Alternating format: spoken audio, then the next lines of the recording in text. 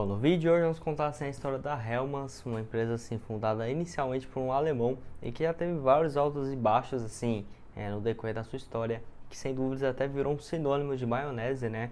É uma marca assim gigantesca. Então vamos contar um pouco da história dela nesse vídeo de hoje. Mas antes de começar, para deixar seu like, também se inscrever no canal. Esse é o canal do Grupo Milionário. Estamos chegando nessa marca de 1000 inscritos e 200, então conto com a ajuda de vocês. E aqui pode olhar nos outros vídeos, tem várias histórias de outras empresas bem interessantes como essa da Hellmann's, que vamos contar aqui hoje nesse vídeo para vocês.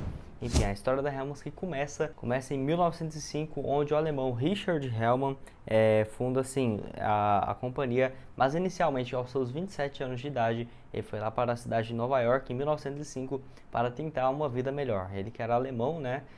E foi lá para Nova York, onde conheceu inclusive a sua esposa, que eles já eram amigos, já eram conhecidos lá na Alemanha, e ela e sua família vieram para Nova York também, e eles se casaram no caso a Margaret lá em 1906, um ano depois dele chegar em Nova York. Os pais, no caso da Margaret, que era sua esposa, eles tinham uma loja de várias outras especiarias, que no caso assim eram chamada Delicatessen, um tipo de estabelecimento que vende produtos finos e que assim estava dando muito certo. Inclusive era uma novidade bem interessante lá em Nova York em 1906. Viu esse negócio da família da sua esposa que estava dando muito certo, e o Richard teve a ideia assim de abrir a sua própria loja, onde foi desenvolvida pela sua esposa uma maionese assim que era bem diferenciada mesmo do mercado e que aí já desde o início foi um enorme sucesso para a companhia, que era servida naquela época em pequenas quantidades aos clientes. Era bem diferente, por exemplo, desse pote gigante que nós vemos hoje em dia. Era algo bem pequeno mesmo, com no máximo 200 ml. Eles continuaram assim essa empreitada, que eles ficaram de 1907 até 1911. E para você ter uma noção, nesse período que parece curto, né? O Richard, ele que assim foi diagnosticado com alguns problemas médicos. Ele foi no médico e assim o excesso de trabalho estava fazendo muito mal para ele. E ele e sua esposa repensaram assim, essa ideia de ter uma loja realmente, porque estava dando muito estresse, gerando muito trabalho para ele.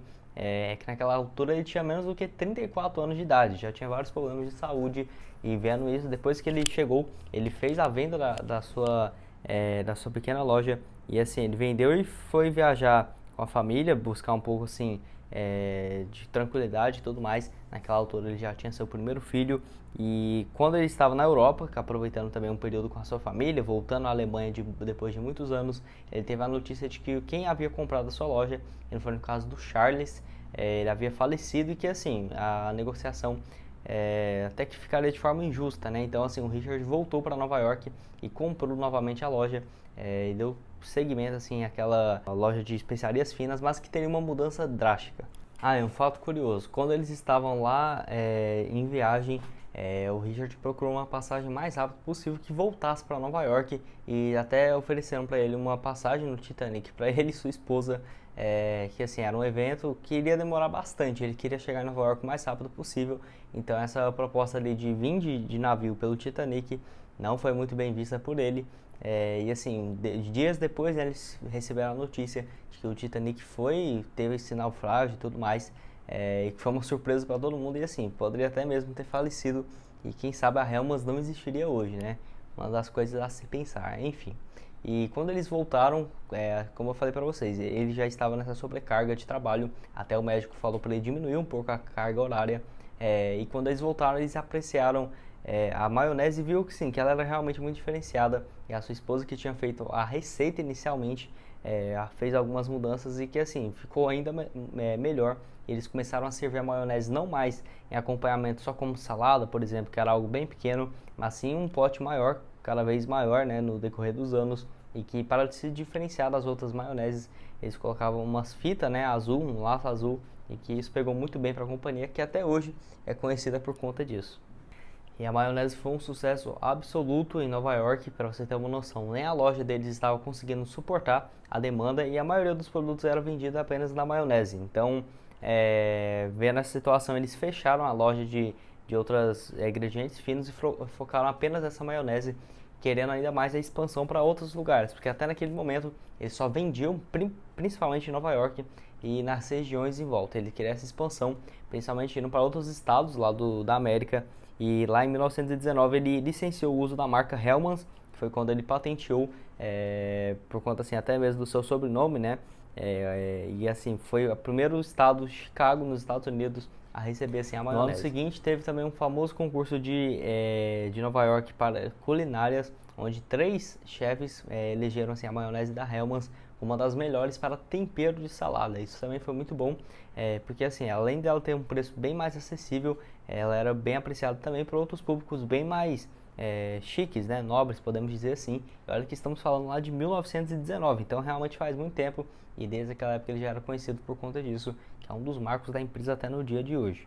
Em 1920 teve assim alguns marcos importantes para o Richard comemorar, que foi já no início do ano que conseguiu a sua cidadania americana. Foi importante também para ele conseguir dando prosseguimento nos seus trabalhos, mas naquele mesmo ano teve o falecimento da sua esposa, no caso a Margaret, ela que ainda era bem nova, né, não tinha nem chegado aos seus 50 anos de idade, e que até hoje todos falam, né, que ela foi uma das principais pioneiras assim da história da Hellmann's, porque ela que tinha, os pais dela tinham aquela loja inicialmente, né, onde vendia produtos finos. Ela que fez inicialmente o ingrediente da maionese e aperfeiçoou ele, que foi o início da Hellmann's. Então ela tem um papel gigantesco na história da companhia.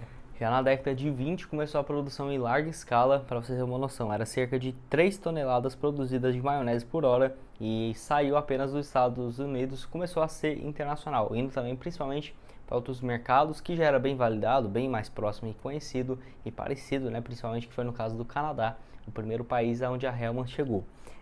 Porém, não pense que assim, a Hellmann's, por ser a maior e por ser naquela época, na década de 20 ainda, que eles não tinham concorrentes. Para você ter uma ideia, tinha mais do que 600 marcas de maionese espalhadas pelos Estados Unidos, então tinha vários competidores, e que isso desde o início foi um atrito muito grande. Mas para você ter uma noção, a Hellmann's fazia um maior sucesso e eles vendiam cerca de 15 milhões de dólares por ano já em 1927, que é um valor absurdamente, né, se for pensar no dia de hoje, por exemplo.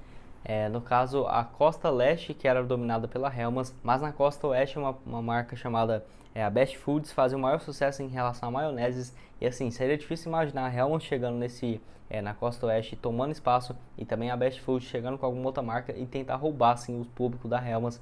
Era algo bem difícil de acontecer, que desde a década de 27 ali, de 1927 até 1932, surgiram várias especulações de compra, por exemplo, ou fusão, que foi o que acabou acontecendo. Em 1932, a Best Foods comprou sem a Hellmann's e não mudou o logo, não mudou a bandeira, não mudou nada, deixou ela independente, como se não tivesse mudado absolutamente nada, só que agora eles eram o dono, até para evitar essa competição, porque assim, a Hellmann's tinha tudo para até dominar o mercado americano ainda mais do que conhecemos no dia de hoje. E assim, se tornou muito popular, que assim, dividiu os Estados Unidos no meio, né, as duas maioneses, e que agora a Best Food tinha o controle praticamente, mais do que da metade da venda de maioneses vendidas nos Estados Unidos.